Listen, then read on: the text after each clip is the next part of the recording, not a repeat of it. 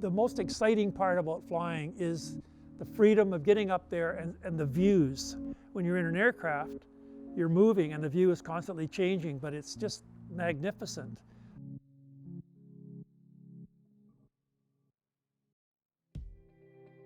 I'm Clark Klosky, member of the Abbotsford Flying Club and owner of this beautiful aircraft sitting behind me. And I've been flying for about 35 years, and I've been a member of the Abbotsford Flying Club for about 35 years. I'm just a general aviation pilot, and I just enjoy flying just for the love of it. Well, it started off with me through my 20s and 30s. I started having a reoccurring dream of being at the controls of an aircraft with people behind me, and they all seemed to be just talking and enjoying themselves, and I obviously was the pilot because nobody else was up front where I was seated. And I looked at all the instruments and the controls, and I had no idea what they all meant. And I would wake up in a cold sweat from this dream and thinking that somebody's trying to tell me something, and the dream would reoccur. I had the dream maybe a half a dozen times in that period in my 20s and 30s until I started flying when I turned 40. Well, I actually learned to fly right here at this airport, Langley Airport, and I hired a young instructor. He emphasized that flying is the type of activity that if you make a mistake, you're going to die. And he was very clear on that point. And I think the very first flight, he took me up and he did a spin on the aircraft, which scared the crap out of me.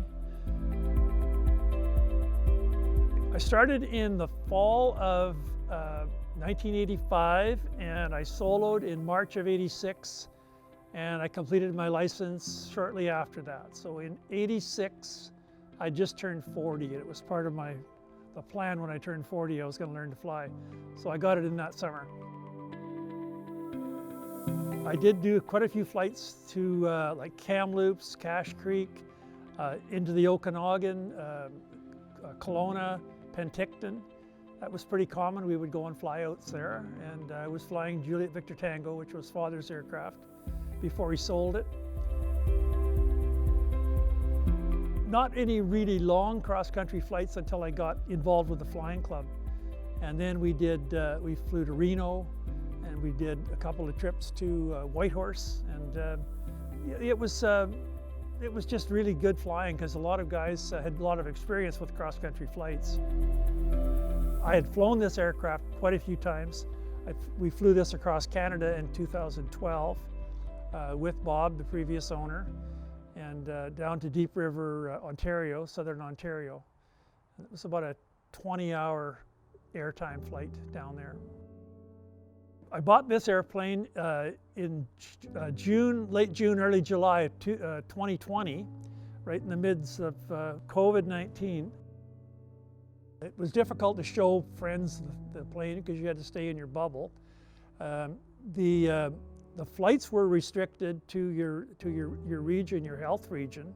So if you couldn't file a flight plan out of the health region because that basically was breaking the rules.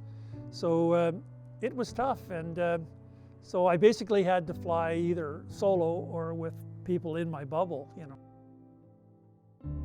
I think it's made me wanting to socialize more with people now that it's coming to an end. Like, I feel I've missed a lot in this year and a half or 2 years, and there's a lot of people that I wanted to fly with and enjoy the airplane with that I haven't been able to do. So now that that's coming to an end, hopefully we can start getting together with some of those people.